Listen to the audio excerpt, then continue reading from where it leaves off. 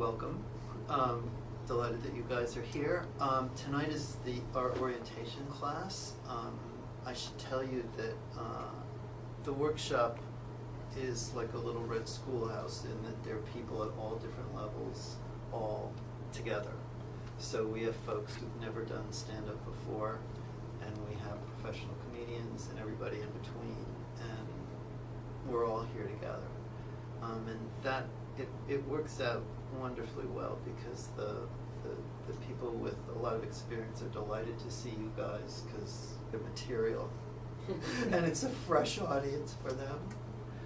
And it's useful on the other end because sometimes something terrific happens in class, and rather than just talk about it theoretically, we can actually see it. And the other thing that I should tell you about that is that the process of creating new comedy material is a surprisingly even playing field. And very often folks with more experience, that doesn't necessarily mean that the material comes any easier than it will come to you guys. So, in the other classes that you'll be attending, everybody will get up and present their stuff, but tonight I'm going to do the talking. So you can just sit back and please feel free to take notes. If you want to record me. I'm going to go over, first of all, the goals of the workshop. It really is my wish list for you, what I wish for you to get out of this. Number one, for those of you who are making your debuts, I have to tell you that they are blessed by the comedy gods, so this will be terrific. It'll be a lot of fun. So the second thing is that I want to go over the various forms of stand-up to help sort of get you thinking about what kind of stand-up you'd like to be doing. The third thing I want to do is go over the process of creating comedy material. What is the creative process of developing material? And after I talk about the writing or the creating of material, I want to get into some of the major performance areas of stand-up, specifically development of what is referred to as persona in comedy, which is basically who you are behind that mic. And also some concepts that are just enormously helpful right away in terms of getting up and performing. So that's what I'm going to be covering tonight, and this is an anomaly. This will be the last time you ever hear me speak for that length of time. From now on, I'm going to be listening to you and giving you feedback. So here is my wish list for you. These are the things that I hope you get out of this workshop. Number one is to put you in touch with what is original about your sense of humor. Originality is key in this enterprise. There are, as you know, I'm sure, there are a lot of stand-ups. You see them on Comedy Central all the time. I mean, they're almost indistinguishable one from the other. And then there are the few that really pop out, that are so original that they grab our attention. It's that group I want to get you guys into. So that's the first goal. Second goal is to learn the important, really most useful and most important techniques of performing stand-up. 3 is to learn how to create stand-up comedy material, to learn how you go about creating and writing that material.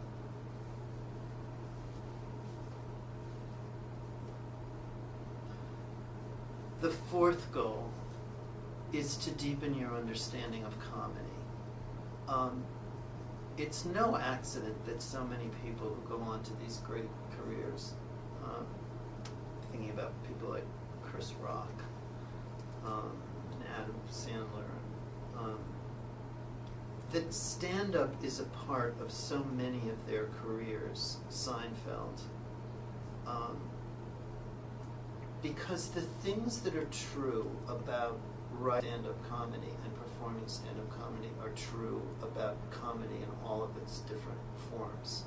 It really is the building block of comedy, both in terms of writing it and performing it. So in learning about writing and performing stand-up, it will deepen your understanding of comedy in all of its different forms. The fifth goal is to learn how to observe comedians that you really love in a way that will help you develop your own work. And a big part of that, folks, is really focusing on the people that you love. Those are the people that you want to study. Just because somebody's up there doing it doesn't necessarily mean that they have anything of value for you. The people that you want to study are the people that you think are terrific. There was Ian McClellan, the British actor who played Gandalf in Lord of the Rings, who's a huge stage star as well as a movie star. He said something really terrific. He said that when he was young, that he decided that he didn't want to study acting. He wanted to study great acting because he didn't want to be an actor. He wanted to be a great actor. And there's a lot to that, because there are things that great actors do that actors don't do, even though they may be very completely competent and capable. There's a mindset that's shared by people who are great actors, and it's different. So you want to be studying the folks that by your lights you think are terrific, and by the time this evening is over, you'll have a way of looking at comedy that will be helpful in terms of learning from the greats. The sixth goal is to create and perform about 5 minutes of stand-up at Gotham at the end of the workshop.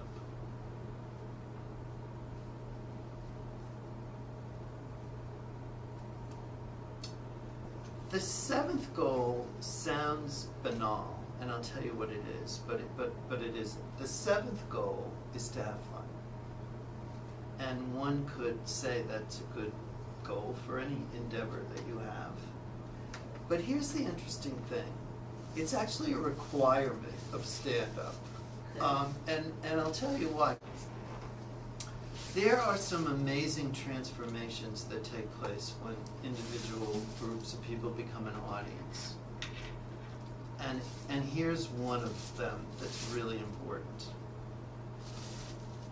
They stop feeling what they're feeling, and they start feeling what you're feeling. In other words, you're worried about your taxes. You go and see a great movie, and after a few moments of it, you're swept away by the movie, and you're not worried about your taxes anymore. You're involved in what's happening on the screen. The same thing happens on stage. The same thing happens in a concert. If you're great music, or if you love painting, same thing. They stop feeling what they're feeling, and they start feeling what you're feeling. So if you're feeling like, thank God you were here, I gotta tell you what happened, they're feeling, thank God I'm here, I wanna find out what happened. And if you're feeling like, Jesus Christ, let me get this goddamn thing over with and get the hell out of here, they start feeling exactly the same thing. It's what I call joyous communication, and is probably the single most important technique of performing stand-up. That is communicating to your audience from the moment that you start walking to the stage that there's no place on earth than you would rather be than with you guys right now. And if you bring that up on stage with you, they will give you that same feeling right back. You control the emotional weather in the room. You control it. They don't control it. You control it. And that's why fun is a really crucial part of doing this. That is our product. That's what we want. That's the experience we want our audience to have. And I will tell you guys this. We're going to have a rehearsal for our show. And when we finish the rehearsal, I will ask you, what is the most important thing tonight? And the answer is to have a good time. And that is the most important. Next goal is to get you started in the process of developing a persona. And again, persona is that character that you create. It's you behind the microphone. It's you as comedian. And sometimes personas are very close to who you are, and sometimes they are totally an invention of your imaginations and everything in between. And I'll talk more about that as we go. Next goal is to learn about the business of comedy. How do you move forward? How do you turn this into a money-making venture for yourself? How do you get really good at it? This is an unbelievably fortuitous time to get involved in this because of the internet. The internet's with radio, television, motion pictures. I mean, it's as huge as those platforms of delivering entertainment were. And it's really, really interesting. There's three things, there's really four things that we know work on the internet. One of them is cute. Cute goes viral. The other is stupid, and sometimes that's stupid / violent. Those kind of stupid videos, those go viral. And the third thing that works is funny, is comedy. And it's worked right from the beginning. Whether the screen is the small one on our phones or a large one. So this is a fantastic time to be a part of the comedy world, and I want to give you guys a picture of how to maneuver in that and how to move forward.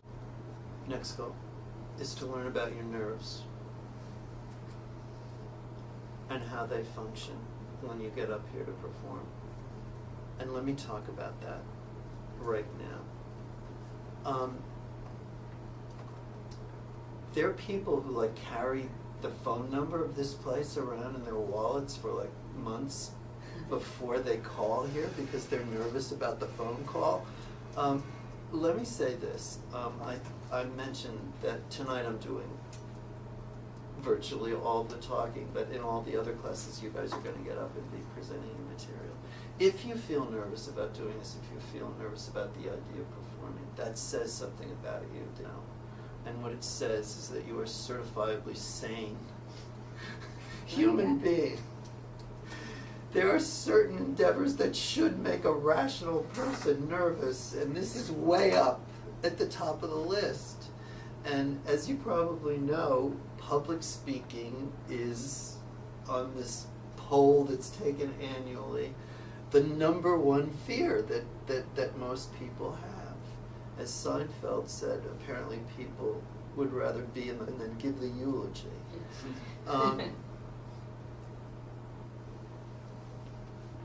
When I started this workshop, there was something that I noticed, and it's the reason why the workshop is structured the way it is, and I alluded to it earlier, which is that people's first performances tended to be among the best performances they made over a period of time. And in trying to understand why that is, I realized something, that a big factor is because of your nerves. Your nerves do 3 specific things, and these things are beyond helpful. They're really essential, and here's what they do. #1 is that they give you energy. They give you an exceptional degree of energy. And I will guarantee you this, if you have a restless night before your performance, if you get no sleep before your performance, when you hear that MC says, making his debut, making her debut, please give a warm, you hear your name, you may be feeling many things. Tired will not be one of them. That is a function. That energy is a function of your nerves, number one. Number two is that your nerves give you a super degree of concentration. That's something else I can assure you of, which is that your mind will not be wandering when you're up there. Your mind will be focused on doing your set exactly the way you plan to do your set. And that super degree of concentration is a function of nerves. Here's the third thing. To a degree that is hard to appreciate at the moment, but which will become evident as things progress, to a degree that's hard to imagine right now, the audience doesn't see your nerves. They don't see it. And there's several reasons why they don't see it.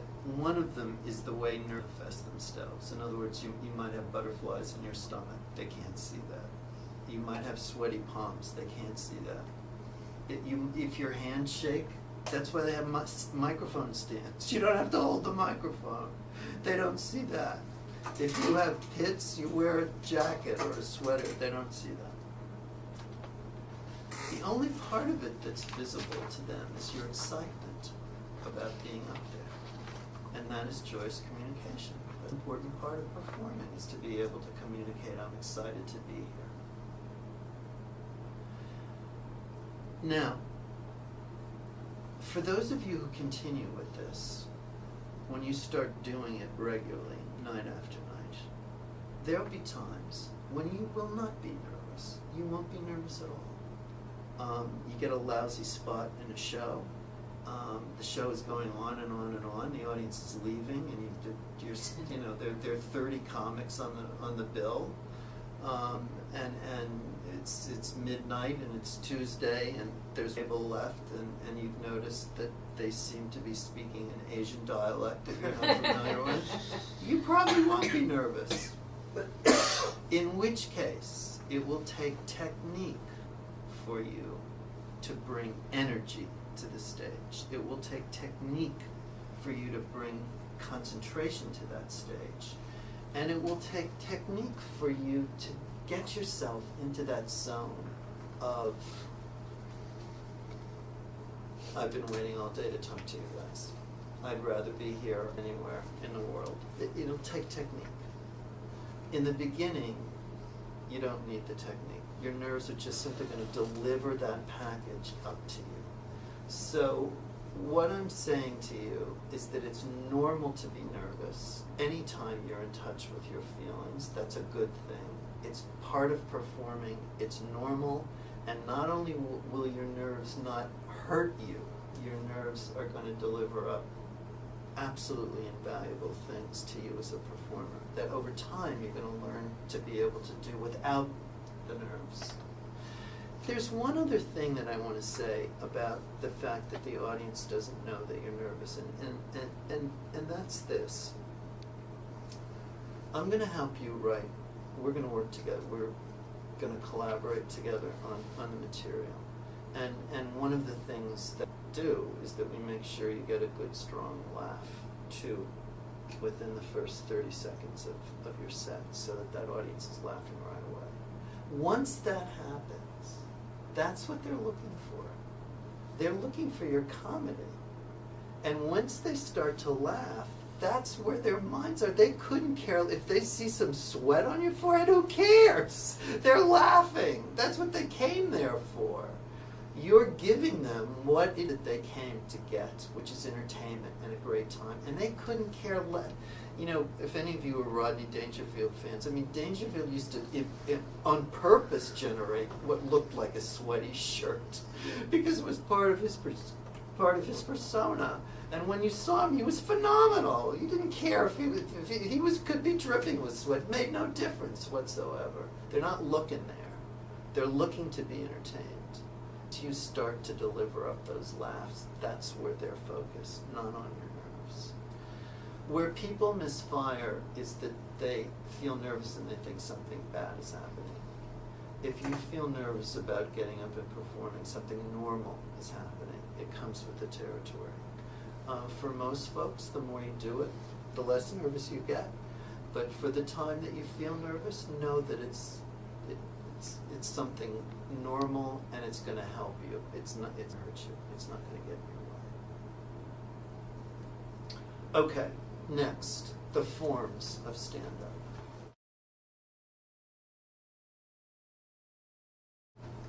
Now, one of the things that's going to happen when you start letting folks know that you're doing this, inevitably, it's such a pain, is people say, "Oh, you're doing stand-up. Tell me a joke." Okay.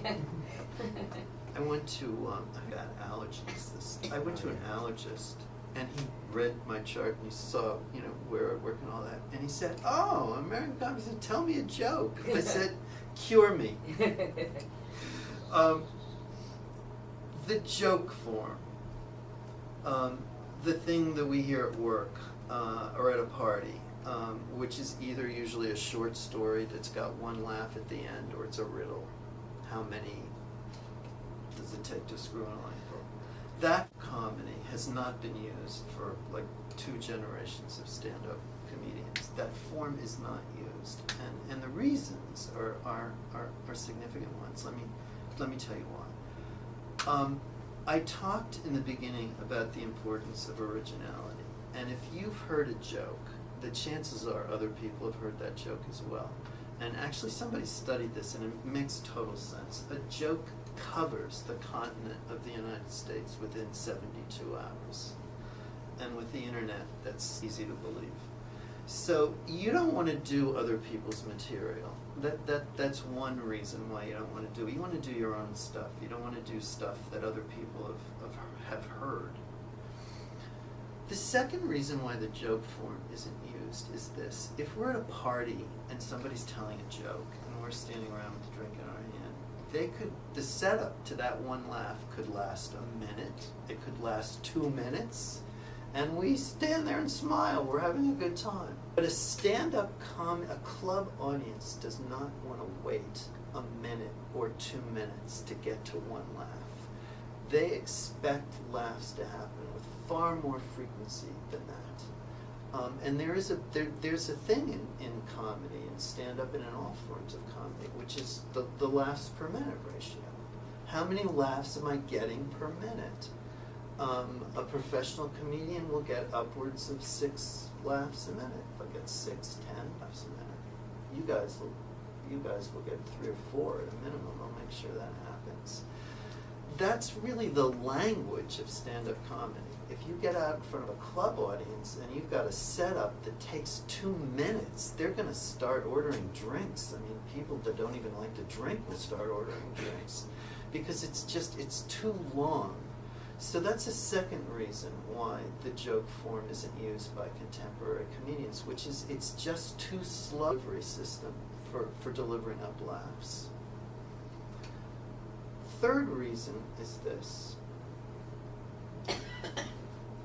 A good joke is a joke that anybody can tell. I mean, that's part of what makes it a good joke, is that you hear it and you see how it works and you can tell it yourself. A joke that anybody can tell, by definition, is third-rate stand-up comedy material. It is, by definition, generic material. I mean, if anybody can tell your joke, that's a good joke to sell to somebody. You want to have jokes that nobody can do as well as you. You want to have jokes that are so stamped with your personality that they're yours. They're yours. Here are the subjects of stand-up comedy. Subject 1 is how you feel about your life. Your life in the past, your life now, your life. It's how you feel about your life.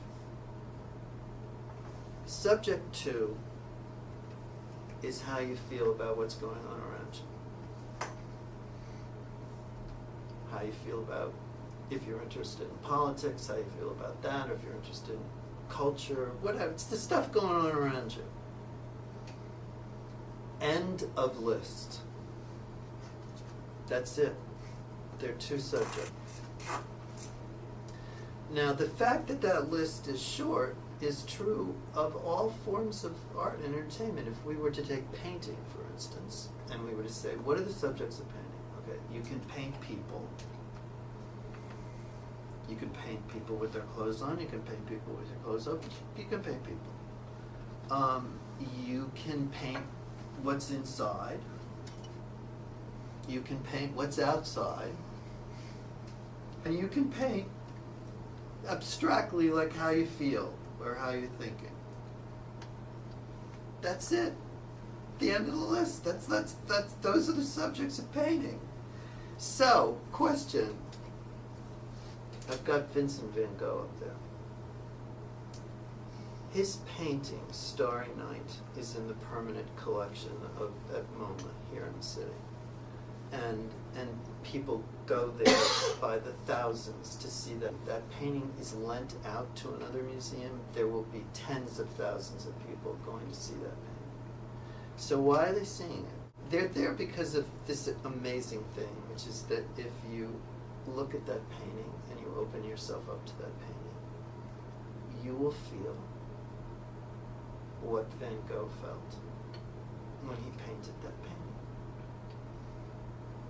You will feel what he felt in 1885 when that painting was painted, which is incredible when you think about it. It's amazing. That date, by the way, is probably wrong, but that's a pain in it. That something that abstract, that a person could put paint on a canvas and that people could look at it probably forever and actually know what he felt. The subject is you. You are the subject. That is what is different. I'm saying painting, what are the subjects? What's inside, what's outside? Abstractions, that's it. There's 4 or 5 things. So what is it that makes it distinctive? It's you that makes it distinctive. It's your take on things that make it distinctive in any art form, in any entertainment form. So the real subject of stand-up comedy is you. It's your take on things. It's your take if you're interested in politics. It's your take on politics. It's your take on pop culture if you're interested in pop culture. It's your take on your own life. It's your take on whatever is going on with you. And that's what makes it original, and that's what makes it compelling. And that's what a joke doesn't leave room for. There's no room for you in the priest, the rabbi, and the minister, or in a lifeboat.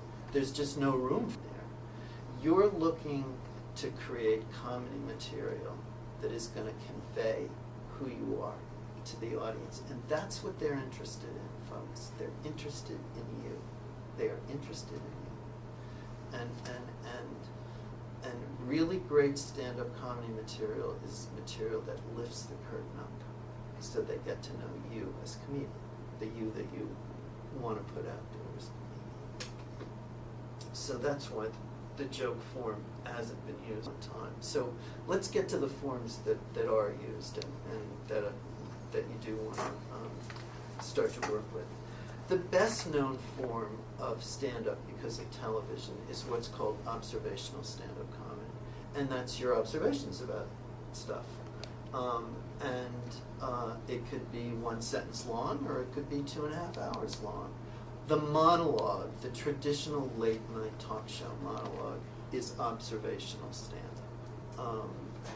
Leno focuses on the news. It's usually basically today's news. But if you watch them tonight, you'll see observational stand-up. That's what those monologues are.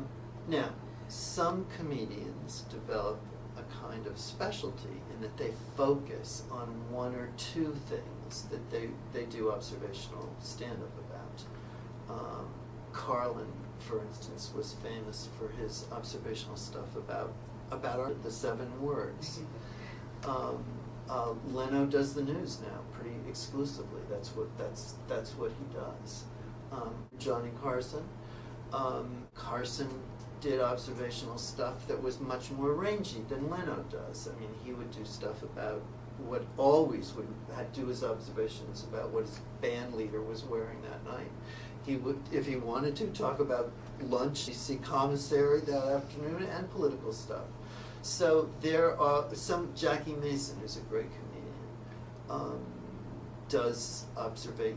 He's sometimes thought of as being sort of great sociologist of stand-up comedy. He's great at doing observations about the way various different ethnic groups and nationalities behave, as well as political stuff.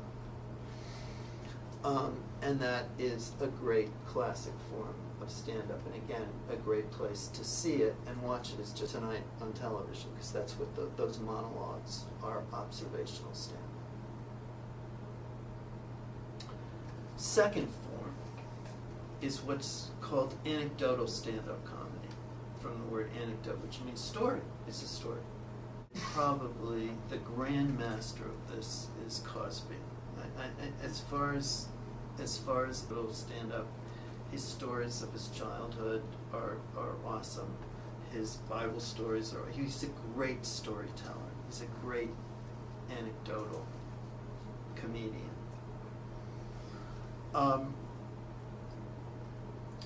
He said it very directly.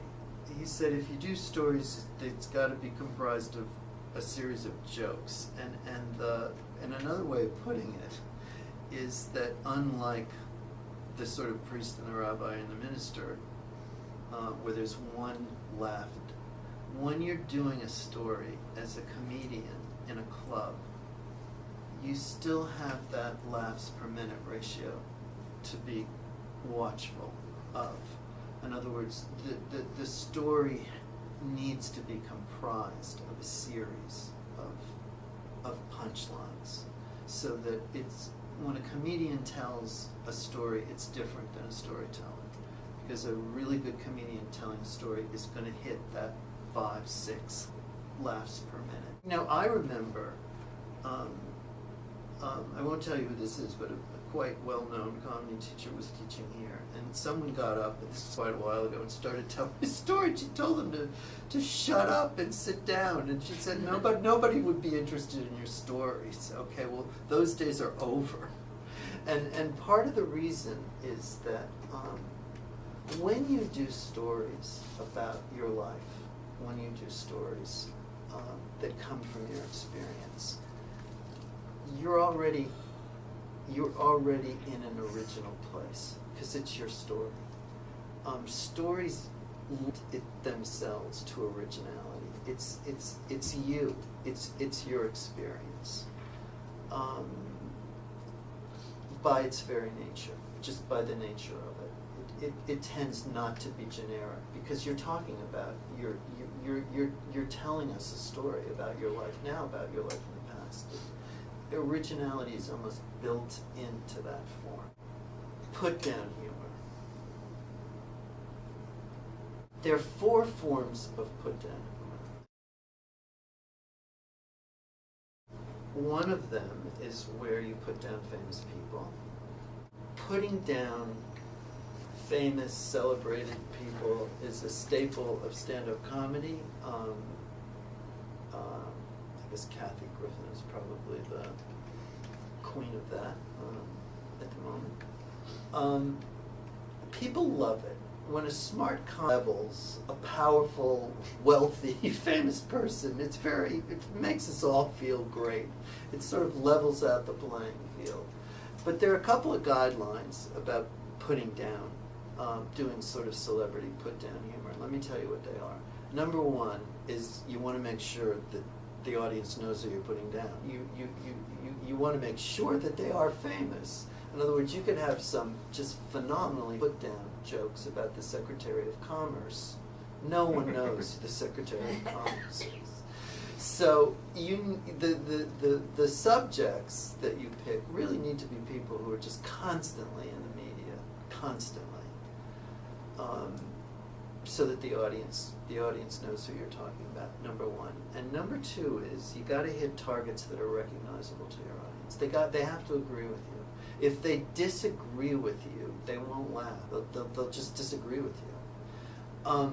So you got to pick recognizable targets, and there can be famous people that don't have recognizable targets, in which case it's very hard to do jokes about when Pataki was governor of this state, I don't think I ever heard a George Pataki joke in all the years. There was no target.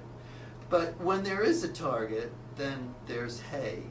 For instance, when George Bush was president of the United States, what were the jokes about? Stupidity. Right. And that was something that we all kind of agreed on. Even people who voted for him didn't think he was the brightest person who ever occupied the office, and he struggled with the English language, which was odd since that was his only real language. And we sort of nationally agreed on this.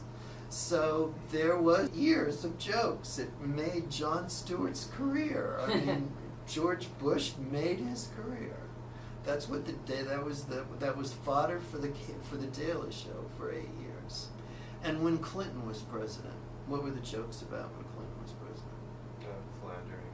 The philandering, right? It's Monica Lewinsky jokes.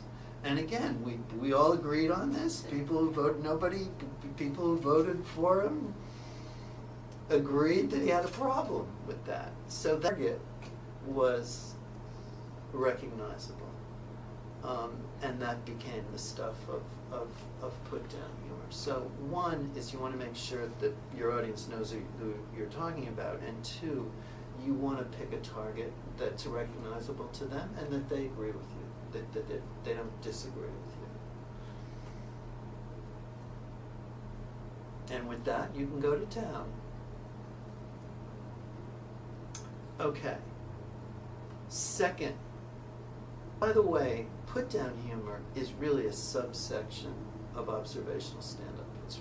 The put-down humor is a form of observational stand-up. Putting down people in your life that the audience doesn't know. In other words, you want to do stuff on your significant other. You want to do stuff on your family, on your parents, on your children, on your boss, on the guy who does your dry cleaning. People in your life that you want to put down that the audience doesn't know. And here's what you want to do with that, folks. This is really important. Don't assume the audience is on your side. Get them on your side. Don't assume that they are on your side. Get them on your side. And this is what I mean by that. I want to give you an actual example of this, which was incredible. Every once in a while, I have no idea why this happens, and it's rare. Every once in a while, I'll produce a show, and every single comedian kills. Okay, they don't just do well. There's like hysteria in the room. People are laughing, belly laughing, at every single joke. It's really, for me, it feels like a hallucination. I mean, it's absolutely wild when that happens. Okay, we had a night like that at a cabaret called Don't Tell Mama on West 46th Street. The seasoned comics killed, the new comics killed, the jokes that were so-so got huge laughs, everything was getting huge laughs. This guy gets up within 20 seconds. There is a quality of silence in that room that I didn't think was possible in Midtown Manhattan that lasted for the entire time that he was up there. This is what, I want to tell you what he said, and then I want to tell you what was written. This is what he said. He gets up in front of a group of people, and this is what he says. He says, good evening. I work at a cabaret, just like this cabaret, and people who go to these cabarets are assholes. So they just called everybody an asshole. Well, they don't like that. And the room got desperately quiet and stayed that way. Now, here's what was written. Good evening. Great to see you guys. I work in a cabaret, just like this place, and you guys wouldn't believe what some people do when they go out at night. Okay, now we're on your side. It's just that degree of difference was the difference between life and death for this guy. That statement, you guys believe what some people do when they go out at night, gets the audience on your side. And I want to be clear about something. You want the audience on your side. You want them on your side. So when you are doing put-down humor about people that the audience doesn't know, load the dice, get them on your side so that they're prepared to laugh with you. And 4 is where you put down yourself.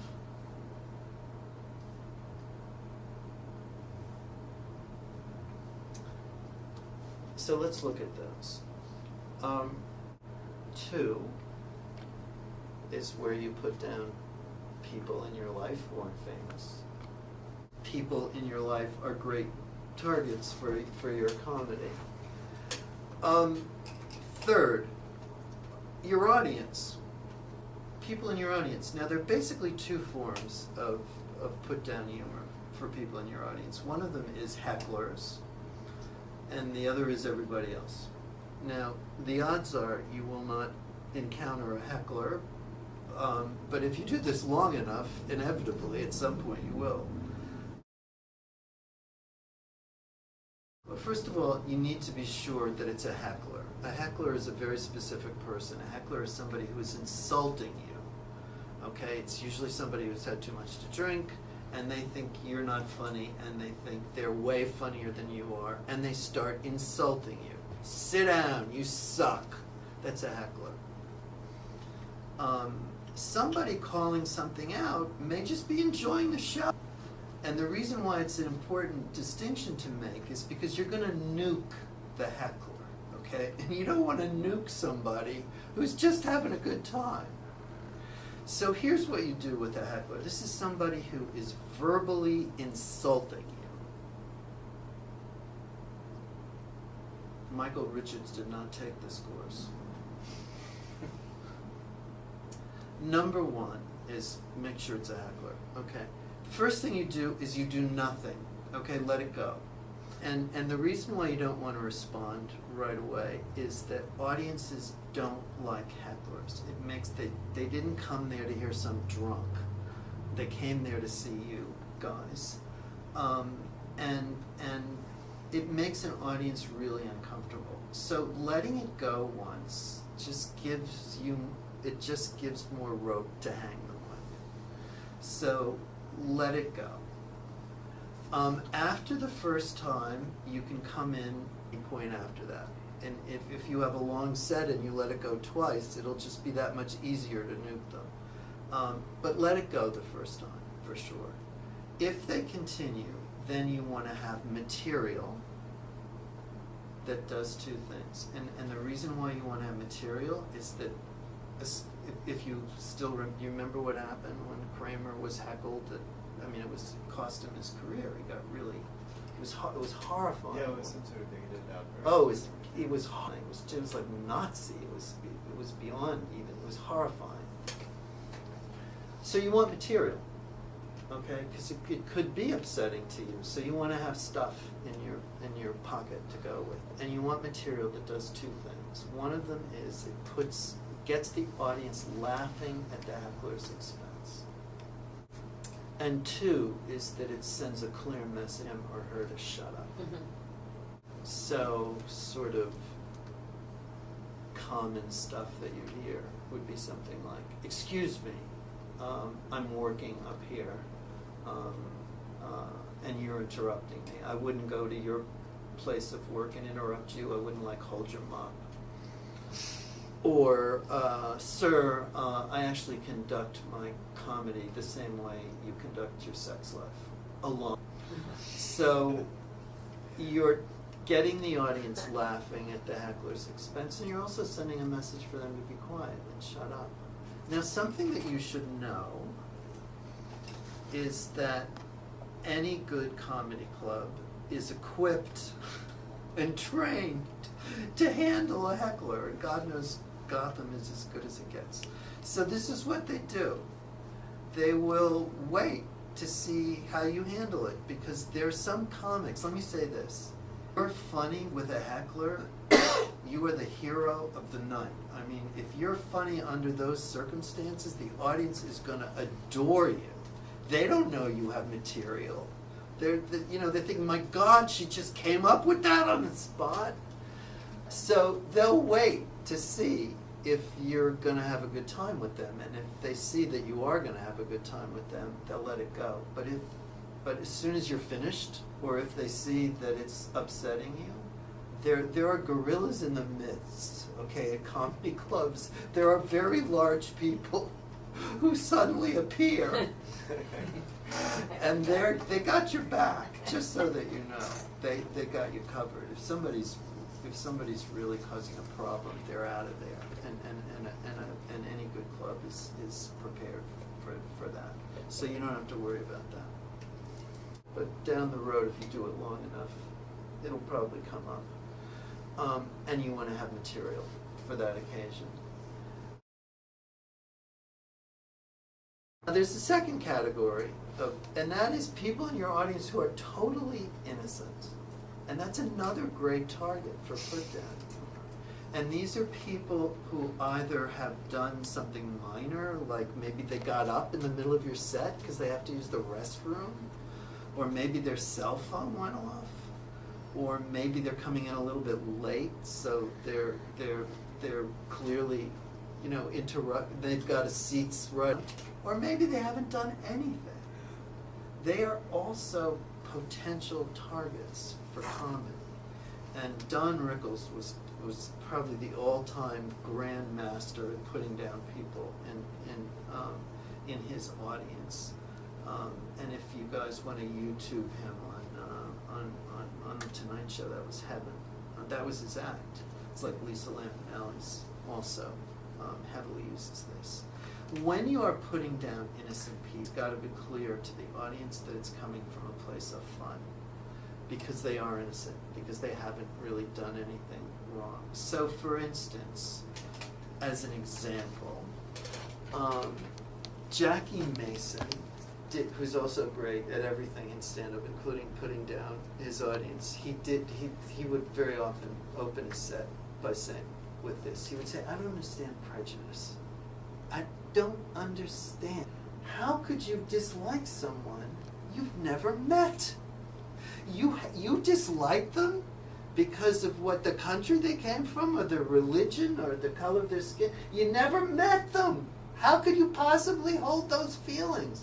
I swear to you, I have never disliked someone that I never met, with one exception, you. And that was a just hilarious piece of put-down comedy that was targeted to somebody in the audience, but it was clear that there was no malice involved whatsoever.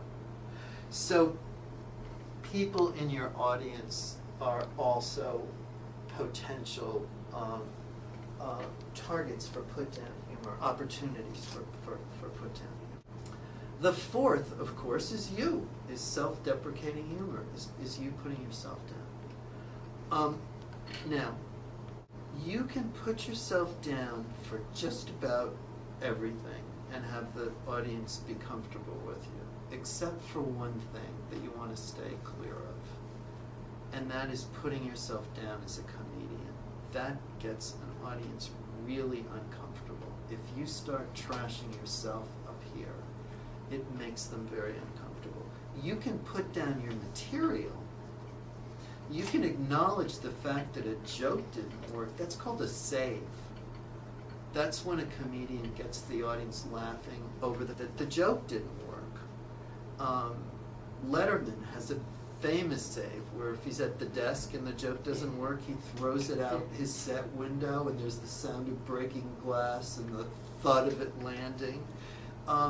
By all means, you can do that. There's a comedian in the workshop, Brock Albers, that you guys will see in class, who brings up a megaphone with him.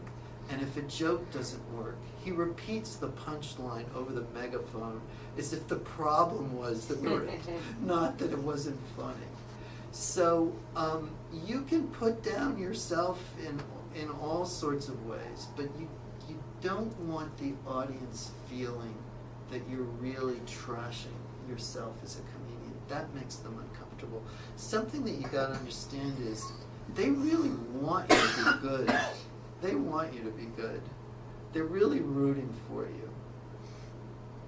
Before I go on to the next form, I want to make this point to you. Most comics use all of these forms. These are not mutually exclusive, and these are like threads. Very often one piece will have pieces of it that are optional, pieces of it that are anecdotal, pieces of it that are put down. You don't want to think of these, very rarely does a comedian exclusively do one of these things. I mean, it happens, but it's way the exception. You want to think of them as threads rather than as mutually exclusive forms of comedy. The next are the speakers of the unspeakable, the Sterns. These are people whose comedy is really based in shocking the audience by its irreverence, by going into things, talking about things that we feel are taboo. Now I want to make this point to you. All comedians carry a license to speak the unspeakable. That's part of comedy. And the audience doesn't expect you to be polite, they expect you to be blunt. How you do that becomes part of your persona, becomes part of your style. Something that's getting boring right now is speaking the unspeakable in terms of being sexually graphic. That's become pretty old news at this point. It's much harder to exercise that license that you have in terms of stuff that really is taboo. Certainly talking graphically, sexually is not anymore. It isn't. And I mean, in some ways we live in an era of pornography. I mean, it's all over the place. I don't know if any of you folks are Lenny Bruce fans, but Lenny Bruce is like, in many ways, the father of modern stand-up comedy. And as far as speakers of the unspeakable, he's at the top of the list. If any of you are Sam Kinison fans, Kinison, his best stuff was about religion. His stuff on religion was fantastic. He was a minister. He was a former minister. So you have the license to speak the unspeakable. How you exercise is up to you. That'll become part of your style. And what I mean by that is, let me give you a sexual example, actually, that was absolutely terrific and charming. She got up early on in front of class and she said, I can't orgasm. I can't do it. And I just feel so bad for the guys that I go with, because they are working so hard. I see these guys. I mean, they're going, and it's not gonna happen. And she started talking about the physical effort that the guys were putting into an attempt to have her achieve something that was unachievable for her. And it was really funny. And it was really endearing.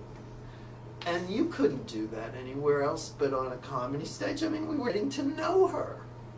But that's acceptable. It's acceptable. You have that right.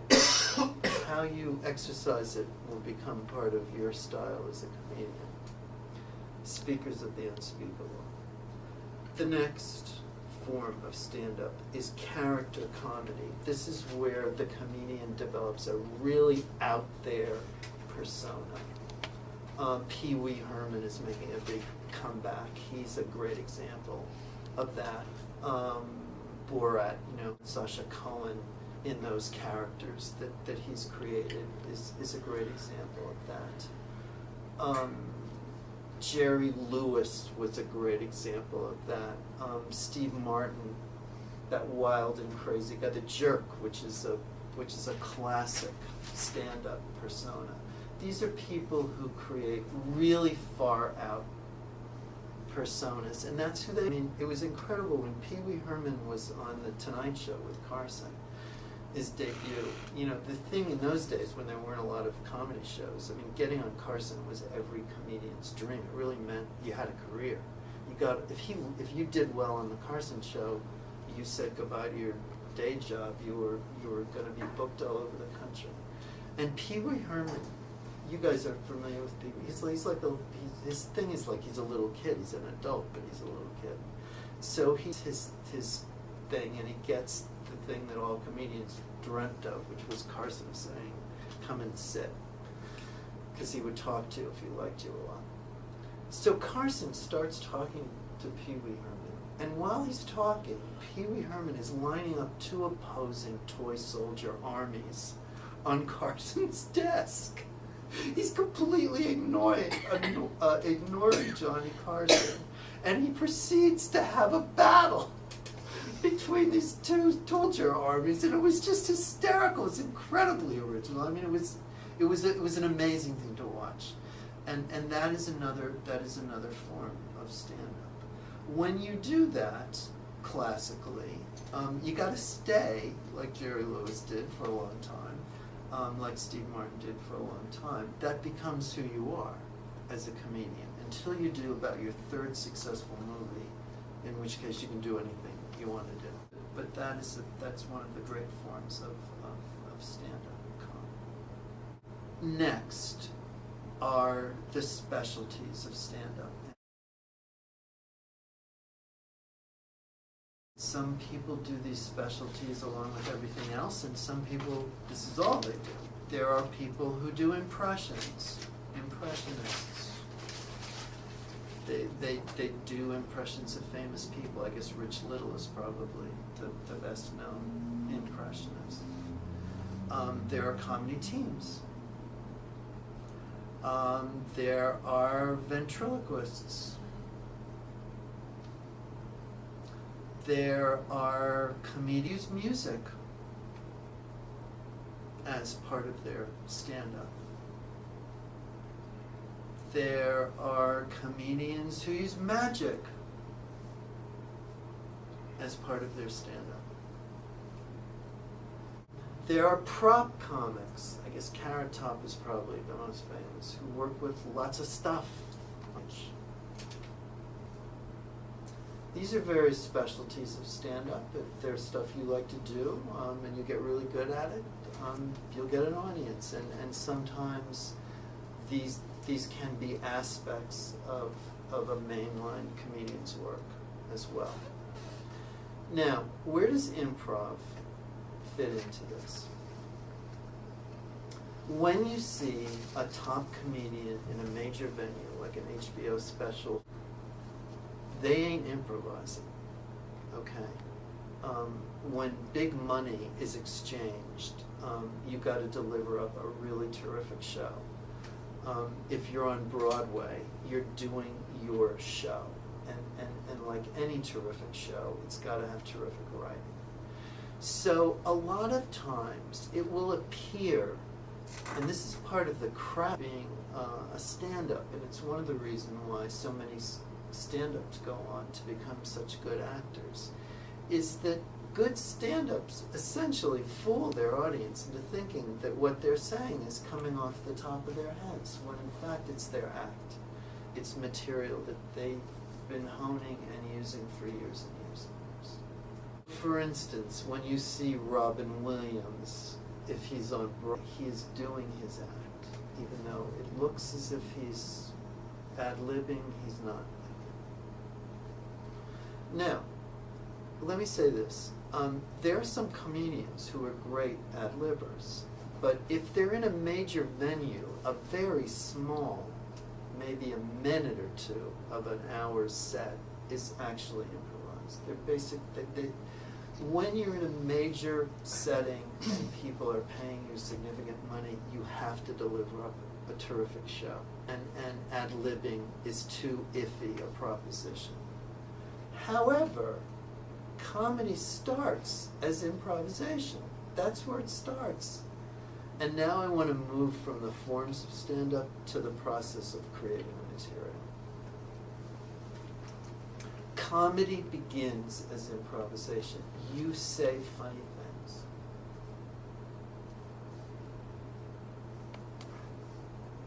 You see things funny. You hear things funny. That just comes to you. That's because you have a really good sense of humor. That's the beginning. And in the process of developing material, that's where you want to start. One of the things that you want to do now is you want to set up a system of capturing your own sense of humor. So up to this, you were funny with friends, you were funny and you were funny and that was it. Now I want you to have a notebook on you. If you like to use a voice recorder, whatever works for you, you want to start to capture the stuff that you say that's funny. You want to start to capture the stuff that you think funny. You may not say it, but an idea will cross your mind. Get it down. If someone else says something funny and they're not a comedian, write it down. That's the beginning, is just capturing your sense of humor. That's the beginning of creating material for yourself. Okay, now here's the second part. Take a look at your schedule and realistically schedule time to write. Make it realistic, don't make it idealistic. Make it something you can readily do. And when you're doing this, make it as enticing for yourself as you can. Some people love to write late at night, so do it late at night. Some people love to write in the morning. Whatever your favorite thing is, do it then. Whatever your favorite place is. Some people like to write it, some people want to be in their house and have it real quiet. Some people like a lot of activity around them. Whatever it is that you like, make it that way. And you want to make writing a regular part of your work week. Because folks, when this turns into work, that's when it gets really good. You don't want to be waiting to be inspired. You want to crank it out. That's when you really create terrific stuff. You want to just make this a regular part of your work week. And that's what you do with a first draft. Here's what you want to do. First of all, you want to take your notes of funny stuff that you said or funny stuff other people said, and you want to just keyboard it. Just get it down. Just the way you said it. And then you want to add. And when you add, gotta add with no rules and no regulations. You want to add with, I told you earlier about the laughs per minute ratio. No worries about laughs per minute. No worries about whether this goes with this or am I taking too long. Nothing. Here's the image. You turn on the faucet and you just... If you momentarily think it's funny, get it down. And here's the absolute key to a first draft. Don't throw anything out. Don't throw anything out. Nothing gets thrown out in a first draft. Because here's something that happens. You say something funny, you write it down on a piece of paper. You look at it 3 days later and you go, this isn't funny. What was I thinking? Okay, you're now looking at words on a piece of paper. And you reject it. That is a huge mistake. Don't do that. If you momentarily think something's funny, get it down. On that faucet and just let it flow. And don't worry about whether this goes with this or whether you're staying on subject. And the reason is this, folks. We don't know if it's funny or not until we try it out. When we try it out, then we're in a position to start to edit. And then we will edit ruthlessly, but not before that time. Not before then. Don't throw anything out. I want to give you an example of this. There's a comedian that I work with in a very old school way, and he's really the only comedian that I work with in this way. I write everything he says. Usually when I work with people, we collaborate back and forth. But with this guy, I write everything. And it works for him. Whatever works is fine. And it was when The Sopranos would... When that television series was really hot, and he wanted me to write some jokes about Sopranos. And I was writing stuff, and I was just turned on my recorder. And then I found myself. I live in Montclair. I live in New Jersey. said, I don't understand, what is the big mystery about why Tony Soprano is so violent? They have this man going to a psychiatrist in like every other episode to try to get to the roots of his murderous rage. It's obvious what it is in front of every single episode. They make that man drive through the Lincoln Tunnel. Every single episode he has to drive through the Lincoln Tunnel. No wonder he's killing people. And then I started going off on the Lincoln Tunnel. And I was like, and didn't we hate that? Lincoln didn't suffer enough. This is what we named after Abraham Lincoln. First we shoot him and then we name that hellhole off. I mean, call it the Osama bin Laden, call it the Mariah Carey Tunnel, call it something else. And I started riffing on the Lincoln Tunnel. I had no intent of doing that. I didn't mean to, but I just did. And that turned out to be the material that we used, with the exception of that one joke about Tony Soprano. None of the Soprano stuff went into his act, and all of the stuff about the Lincoln Tunnel did. So we don't know until we try it out. And the other thing is, folks, that you want to think about your material. Do you guys know Jim Gaffigan? Yeah. I mean, Jim trained here. And Jim would still be standing here. I mean, you could never get him to... he was absolutely cold-blooded. I mean, he would stand up here and not be funny for like 8 minutes and just keep going. And part of the reason... And that's good. That's good. Because this doesn't work. This doesn't work. This doesn't work. This doesn't work. This works. This works. I needed this to get to this. All that stuff that didn't work is one of the stuff that works. So don't erase anything. If you momentarily think it's funny, put it down. With no rules, no regulations, just get it down. Okay, that's the first draft. Then here's what happens next. The next thing is that you try it out, and that's what happens in the workshop. You're going to bring in a first draft, and then you're going to try. And in the process of trying it out, we are going to discuss, because we're going to work together, you and I are going to discover where the laughs are. Where are they laughing? Okay, now we're ready to start to cut. And what we do now is we put the material into what is referred to as setup and punchline format. Setup and punchline is the basic formatting of stand-up comedy material. It doesn't have anything to do with the content of the material. Sometimes people think setup and punchline means you're doing sort of Borscht Belt, how fat was she kind of jokes. It has nothing to do with the content. You could be doing Kierkegaard jokes. It still needs to be in setup and punchline format. What it essentially means is that as a general rule, if you're on your computer, you're not going to go more than about 2 lines without a laugh. And what setup and punchline does is that it helps us deliver up that laughs per minute ratio that we're after. So let's take a look at that in detail. What is the setup? The setup is the essential information the audience needs in order to get the joke, in order to get the laugh. And the key word there, folks, is essential. Anything unnecessary is out. Any word that is unnecessary is out. If it's 4 lines long, it's too long. You got to rethink it. If it's half a line, terrific. If it's a line, fine. If it's a line and a half, okay. If it's 2 lines, maybe.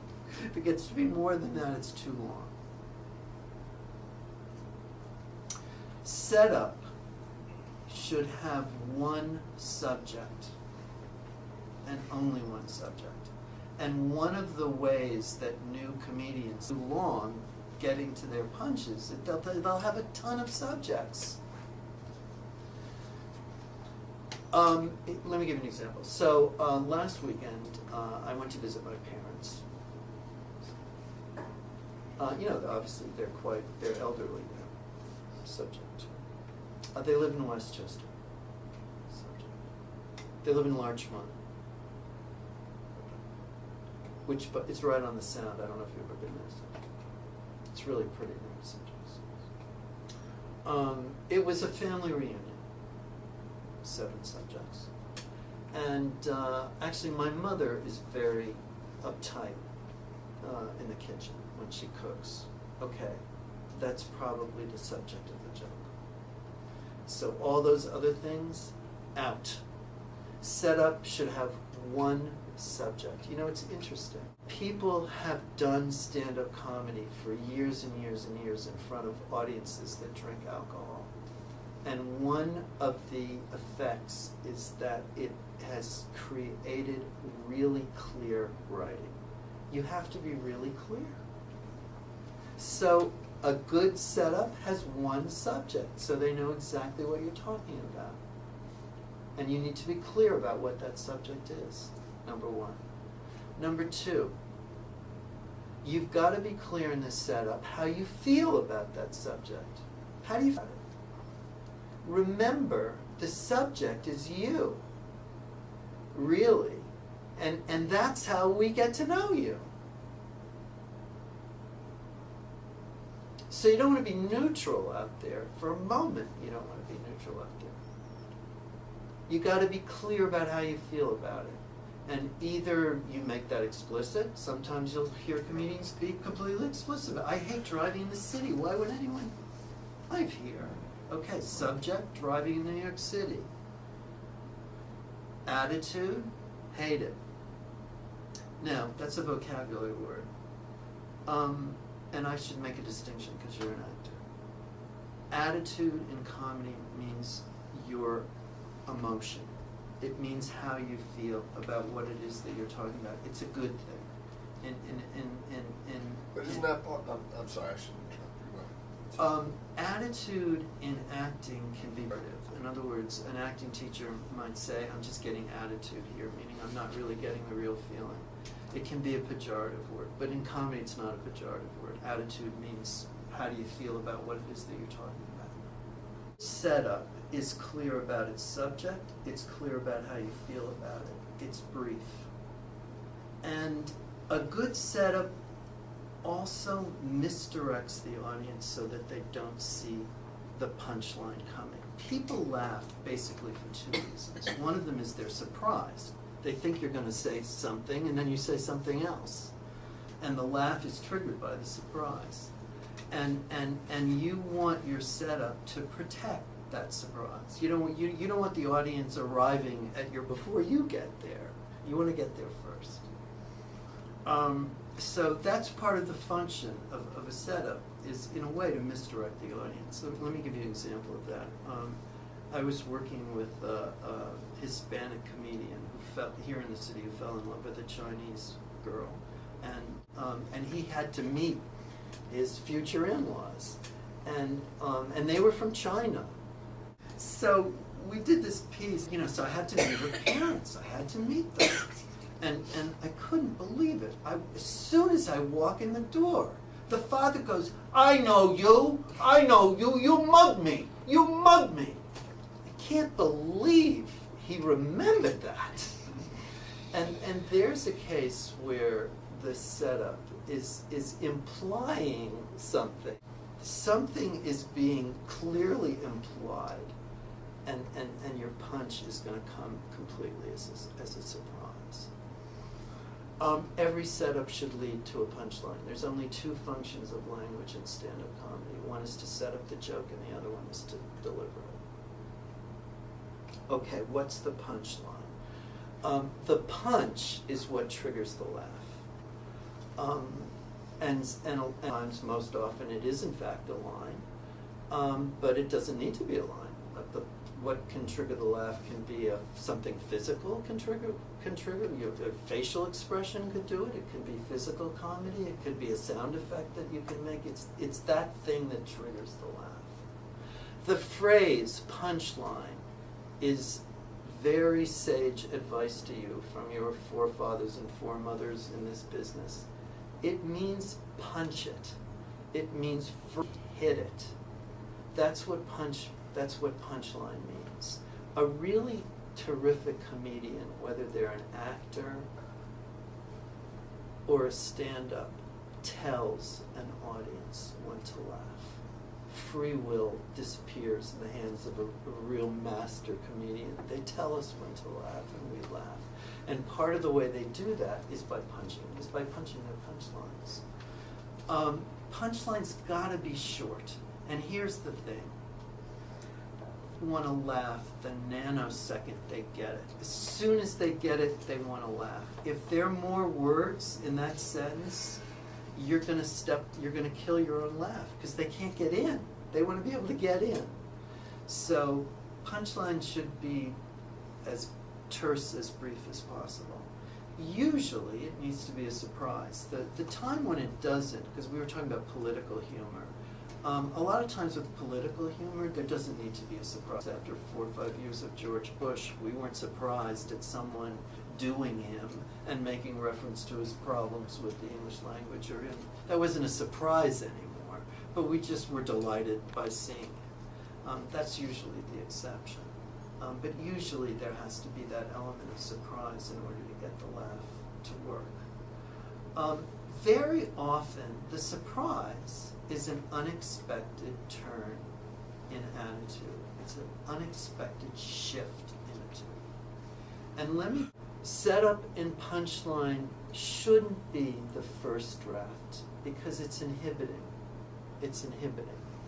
You don't want to start by writing jokes. You want to start by just capturing your sense of humor, and that's the way you're going to original stand-up, is by capturing your sense of humor rather than sitting down and trying to write a joke. Setup and punchline is the subsequent drafts. It's the second and the third and the fourth and the fifth and the sixth draft, not the first draft. And we're going to do this together. We have 2 private writing sessions, and in those sessions we're going to work together on getting you from that first draft into a second draft. That's the process. And the thing is that we get it into setup and punchline form, we perform it again, we perform it at a club, we get the club's response to it. Based on that response, we continue to tweak and refine. The process of refining the material is very much an ongoing process, and we use every audience we get in order to get really, really good material to work. Okay, persona. Persona is you behind that mic. It's you as comedian. Now, some of the stuff that I'm going to be talking to you about in terms of like a first draft, you'll be able to do right away. And some of the stuff that I'm about to talk to you about as far as performing, you'll also be able to do right away. But this one that you can do right away. This is something that really takes years to develop. And the reason why it takes years to develop is because it's something that you create in collaboration with your audience. The process of developing a persona is really an organic process that happens with your hands on it and with your audience's hands on it as well. I always tell the comics I work with, here are the 2 questions. Anytime you get a big laugh, questions you want to ask yourself. One is, what was I talking about? Because that laugh is an invitation to talk more about it. They love you talking about that. Talk more about it. The other question you want to ask yourself is, what attitude was I playing? What were the attitudes I was playing when I got that laugh? Because it means the audience loves those attitudes from you. And the opposite is equally important. When stuff doesn't work, what was I talking about? And what attitudes? And it's lecture, folks. There's less marble, there's less wood at the end than there was at the beginning. It's eliminating stuff. What's left is your persona. Larry Gelbart, who's a great comedy writer, he just died recently. He created the television series MASH, Tootsie. He wrote Tootsie. A funny thing on the way to the forum. He said that he's talked about comedy style, and he said that style is learning what you can't do. What's left is your style, and there's a lot of truth to that. So persona is something that develops. It develops with you being out in front of audiences and you being alert to the subjects that interest them, you being alert to the attitudes that work, you being equally alert to the attitudes that don't work, and the subjects that don't work, and that begins to shape. There are certain characteristics of a successful stand-up, and I want to tell you what they are. When you get the first series of these done, you will be a pro. If you have a day job, you won't need it anymore. And here's what they are. One is original. Original. That's huge in this business. And if you step back, if you really look at the great comedians, they were incredibly original. Wherever you look, whatever the time frame, W.C. Fields, the Marx Brothers, Charlie Chaplin, that silhouette is still instantly recognizable. It's incredible. That originality. Mae West, Lucille Ball, an incredible original. Lucille Ball did something that almost no woman comedian had done, with one exception, and that was long before her. She did slapstick. People didn't think women could do slapstick comedy. They thought that was only for guys. That was like a guy thing. That was not a gal thing. Okay, she disproved that. Her stuff was incredibly physical. That was original. And the thing that was amazingly original, is that, as you also know, is that she was gorgeous. She was a gorgeous woman who did slapstick comedy. Woody Allen.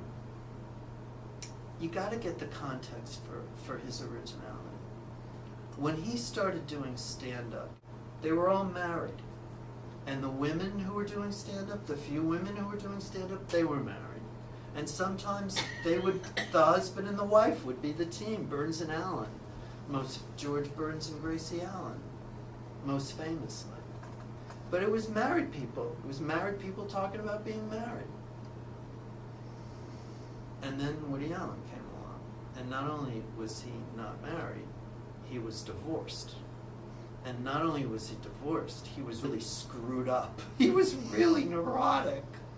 And that kind of neurotic single guy had never been seen before. Woody Allen created being single in the city. He really created that. And the thing is, a lot of the great film comedies were about married couples. Virtually all of the sitcoms were about married couples. They were all married people. Friends happened because Seinfeld happened, because of Woody Allen. And that was incredibly original. Originality. Not like everybody else. Your take is distinctive. 2 is genuine. They believe you. You take the audience with you. To be genuine doesn't mean that every word out of your mouth has to be the truth. It's a theatrical truth that we're looking for. They have to believe that it can be true. And by the way, folks, they're great comedians where nothing out of their mouth is true, but that seems genuine. In other words, Steve Martin, when Steve Martin did stand-up, he came out in that white suit with like an arrow through his head or with a thing on his head, and he would come running out and going, "I'm a wild and crazy guy." And we'd be sitting there going, "You're a jerk," is who you are.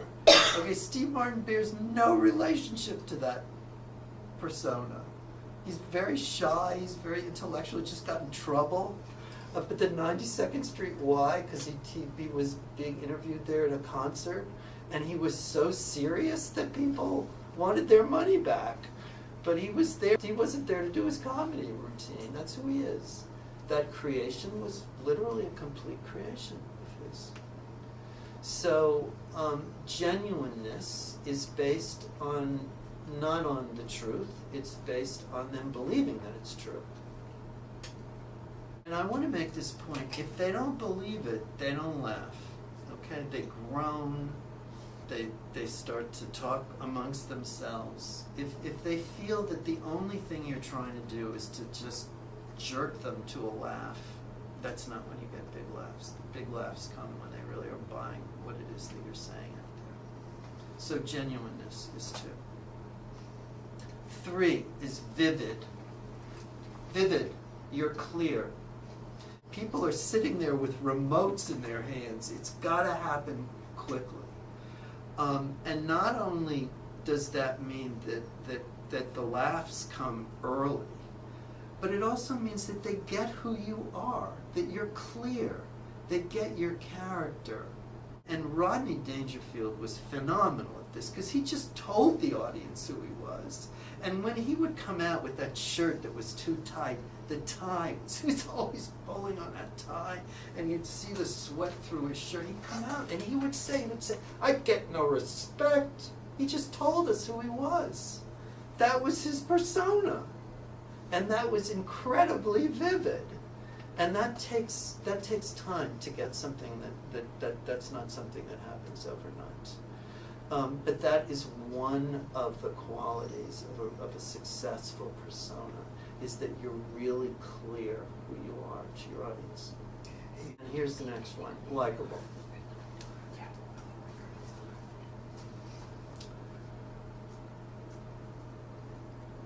The people who are stars are people that we love them.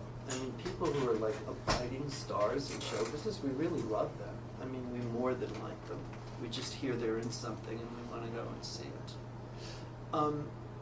Now, getting an audience to like you does not mean pandering to an audience. It doesn't mean complimenting them in the hopes that they're going to like you. The key to being likable is placing yourself in a struggle. You in a struggle is golden land as far as comedy material, and it also makes the audience completely identify with you. And you can be dark, and you can be edgy, and you can be a jerk. You can be a complete asshole. But if you're in the struggle, they're going to like you, even if you are a jerk. Larry David in Curb Your Enthusiasm is a great example of that. Larry David, that character is a jerk. He struggles because he can't let go of stuff. He just doesn't let go. And people who love him love him. Likability is a very, very important factor in this business. And when you think about episodic television, it's a small group of people that you spend every week with. And if it doesn't like that group of people, that show is not going to succeed. So, and it's interesting, you may have encountered this, but when you audition for television, if you're auditioning for a casting director and they like you, an adjustment that they often make will be make it more likable, because they know that likability is of tremendous importance. And the key to that is placing yourself in a struggle, because people relate to that. Okay, here's 5. Funny. Now that may seem self-evident, but it's not to a lot of comedians. It's not. And there are comics out. The fellow who was just here said he went to a comedy club and everybody sucked. Here's the thing about funny. We have a huge advantage in that there's an element of objectivity involved in doing comedy that doesn't exist in other forms of entertainment in the arts, which is they laugh. They either laugh or they don't laugh. And I want to make this point to you.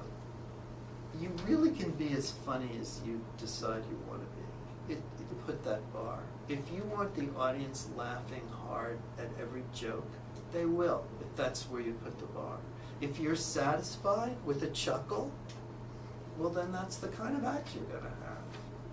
So funny is a function of your capacity both to create material and to edit material.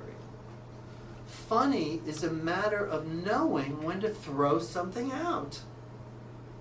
Funny is a matter of knowing that after you've tried a new piece 3 or 4 times and it's not getting a good response, that you're gonna chuck it. Funny is a matter of working intelligently, of being being a good, honest editor of your own work, and the fact that you guys can voice record so easily now makes that job a lot easier. Okay, so to achieve these 5 things, you are making 6 figures as a professional comedian. If you don't like your day job, you've kissed it goodbye. Mazel tov.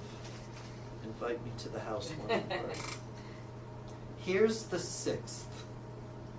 If you achieve the 6th, you will add a digit to that 6-digit income.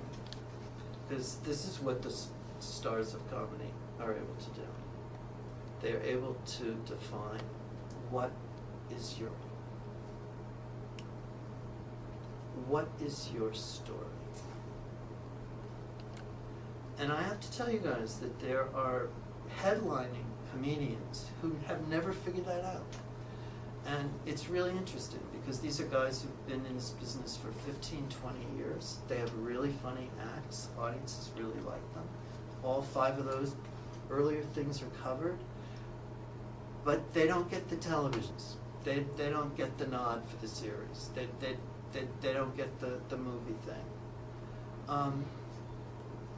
And then they see people that they honestly can say are no funnier than they are, get this stuff, and it's hard for them. But what's the difference? The difference is that this guy figured out what a story is, and that leads to major stardom. Okay, and is a famous case. She's a really smart lady, and she was able to define for herself what her story was, and it was very specific. She wanted to be the female Jackie Gleason. She wanted to be Jackie Gleason in The Honeymooners, but a woman, and that was her story. It was a working class blue collar woman, and there hadn't been a worse blue collar woman before, and she modeled herself. And a lot of comedians do this. Say, it's like second-rate artists imitate first-rate artists steal. She really lifted Gleason, but nobody could recognize that. Woody Allen said he stole Bob Hope's persona. Bob Hope was like full of bravado about women until there was actually a woman in the room, and then he'd go into a complete panic. That takes time. Woody Allen's story was being single in the city. Roseanne's story was being a working class mom and wife. The Marx Brothers story was that they would go into the highest cultural institutions and rip them to shreds. Their story was overturning the American wasp apple cart. At the opera, A Day at the Races. Mae West's story was that she sexualized every relationship that she had. She'd come up and see me sometime. And that takes time. Those are the components of a successful persona.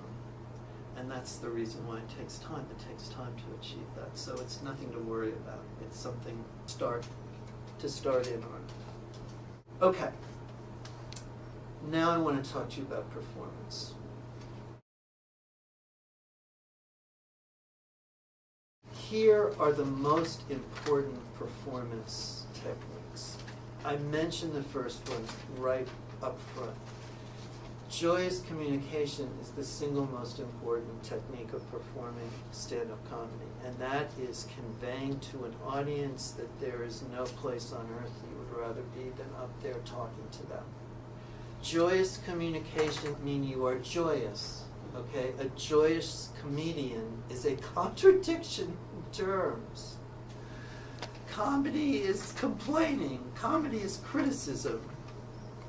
Comedy is a complaint about stuff. Happiness is not funny. Happiness is a wonderful thing, but it's not funny. I'm writing a book on stand-up, and I'm dedicating it to the snake in the Garden of Eden, because it dawned on me, if it wasn't for the snake, we'd have no comedy. If everything's perfect, that's not funny. It's only when the problems start that the laughter starts. Joyous communication is that you are taking joy in being able to communicate, however you feel, to your audience. It's taking joy in being able to communicate how frustrated you are, or how excited you are, or how miserable you are, or how you are, however it is that you're feeling. And hopefully in your life you have experienced joyous communication.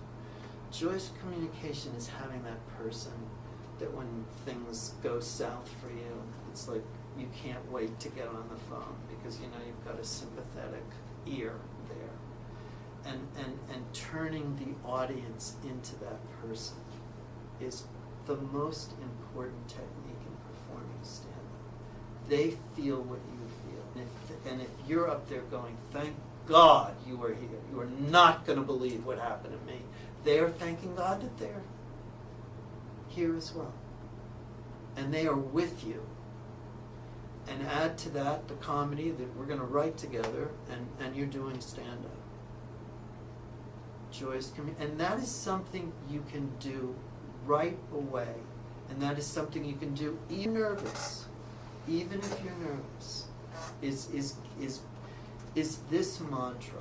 Let this be your mantra right before you get up. Let this be your mantra. I want to get up there and have a great time talking to this people.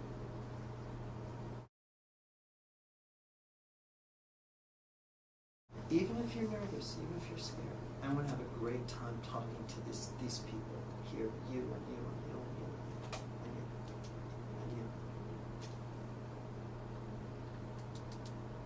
And you bring that up there and you've got them. And then we add the jokes.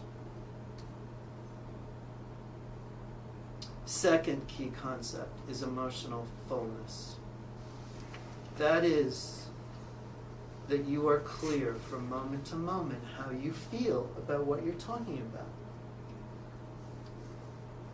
The subject is you. You're the subject. They got to know how you feel about it. It's your feelings. Emotion is the fuel of comedy. It's what powers comedy. And you want to be clear. You want to be clear moment to moment how you feel. If you know your lines, you do not know your set, okay? It's when you know your lines and you know your attitudes, you know what the emotion is, moment to moment. I hate this. I love this. I don't understand this. It's got me completely confused. It's knowing that emotional underpinning and knowing your lines, then you really know your set. It's those two things together. It's the words and it's the emotional life underneath it that make a really terrific comedian and a really great set. And here's the reason why. A lot of comedians, as you know, get angry at stuff. If you are in the presence of someone that you feel is really angry, what do you want to do? Run. I mean, you want to get out of there. Arguably, the last thing you want to do if someone is really angry is sit and laugh at them. If someone is really angry, that's the last thing in the world that you want to do. So, comedy, in terms of performing it, you're always dealing with the form of the emotion and not the real emotion. In other words, if we really thought that Lewis Black was having a nervous breakdown, okay, well, his hands are shaking so badly that he can't light his cigarette. We couldn't, I mean, if we thought that was real, we couldn't laugh. has to always understand that underneath everything is okay. Otherwise, that you're giving, they don't have a license to laugh. They have to know everything's okay. Third key concept in performing is be in the room. Be in the room. Be there. Your material shouldn't be a monologue that you are reciting. I want to make this point to you. In most theater, not all theater, but in most theater, there's a thing called the imaginary fourth wall. And what that means is that if you go and see a play at a Broadway house, let's say it's The Producers, the musical The Producers. Okay, you guys are the audience. On that wall is the entry Max Bialystock's office. On that wall there's a bookcase with plays. On this wall is a big picture window overlooking Broadway. On this wall there are two doors. One of them is to the bathroom, one of them is to a closet, and he's got posters on this wall. And on this wall, there's nothing. Because if there was something on this wall and you paid $200 for the ticket, you'd be pissed off. So this is an imaginary wall, and that's the convention. It's the actors are pretending that wall is up there, and we're accepting that. That's something that's accepted. So if we're doing Hamlet together, and you're playing Laertes and I'm playing Hamlet, if someone sneezes in the mezzanine, Laertes is not going to turn around and go Gesundheit. We're going to pretend that didn't happen. Okay. In a comedy club, there's no fourth wall. There's no pretending thing. You're in the same room that they're in. You're in the same space that they're in. So be in the room. If somebody sneezes, say Gesundheit. If something happens that's noticeable to everybody in the room, respond to it. They'll love you for doing it. You don't pretend. There's no pretense of separation. And you want to be in the room. And you want the audience to know that you are in with them.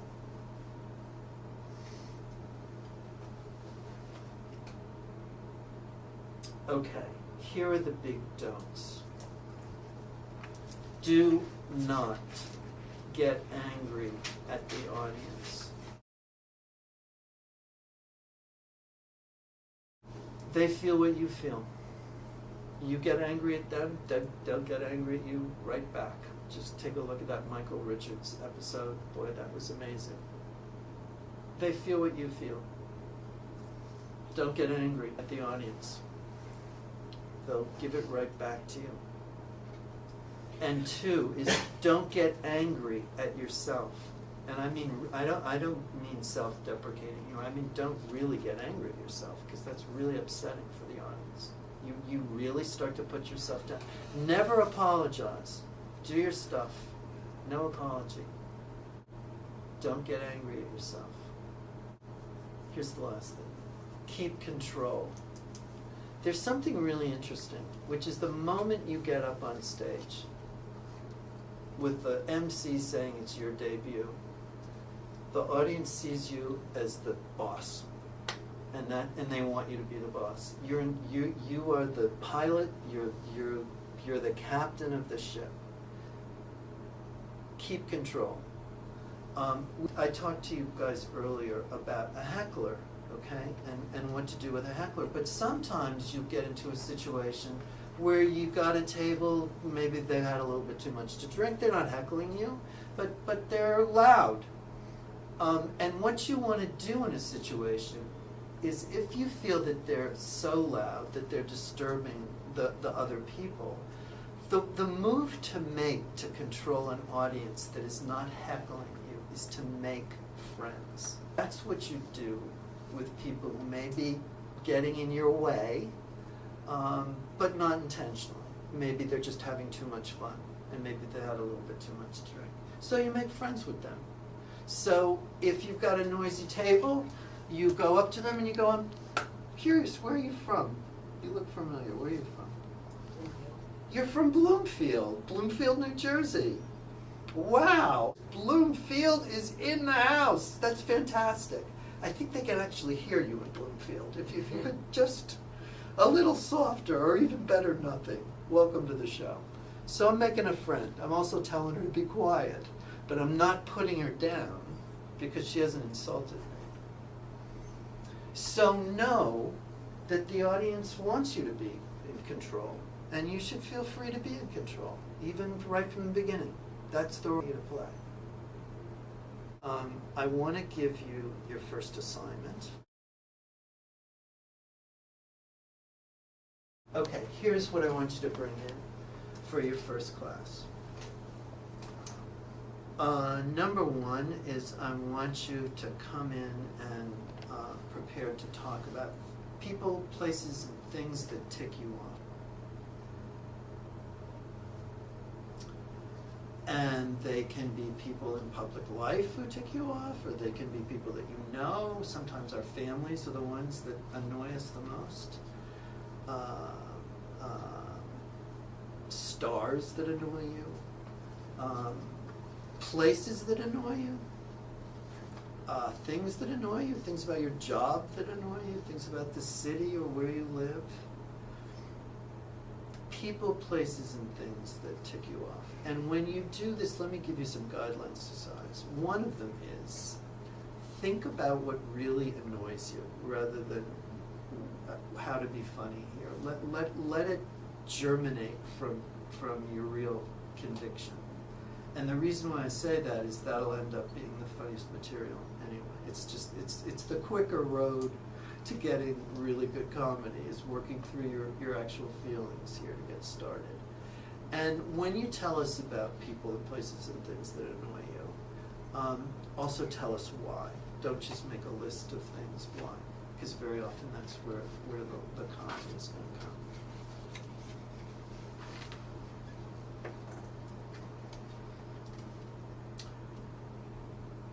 Second assignment is to put down a famous person. Do a put down piece on a famous person.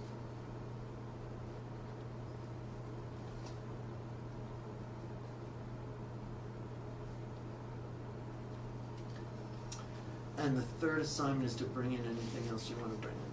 So if you've been working on something or thinking about something, it doesn't seem to quite fit into those two things, bring it in anyway. Now when you bring it in, let me tell you about how to do this. Bring it in any way that makes you comfortable getting up and talking. So if you think you feel more comfortable by writing everything out word for word, write everything out word for word and just get up and read it. If you think you'll be more comfortable if you have notes, then bring your notes up. If you think you'll be more comfortable just talk off of your head, talk off the top of your head. Whatever works for you is good. And we're talking about a first draft. So don't worry about it being rambling, and don't worry about laughs per minute. Don't worry about any of that stuff. Just talk to us. I urge you, if you don't already have it, and they're on most of the smartphones, get a voice recorder. It's really geared for stand-up. And when you get up, turn it on and record yourself. Because I will guarantee you this, you'll say funny stuff that you haven't written down. It'll just hit you while you're up there, and we don't want to lose it. So please bring a voice recorder, and you probably, if you have a smartphone, it's probably on your phone. But we don't want to lose anything. And let me just give you a heads up on this. There are going to be people in class at all different levels, literally. I mean, they're going to be professional comedians here, and award-winning comedians. And there'll be people that have never done this before. So if you're sitting here and somebody gets up and does what looks like a complete piece of stand-up, don't let that throw you, okay? They didn't start this week. So the assignment is the assignment. It's really a first draft that I'm looking for here, not stuff that you've already put into the set of punchline. So that's the assignment.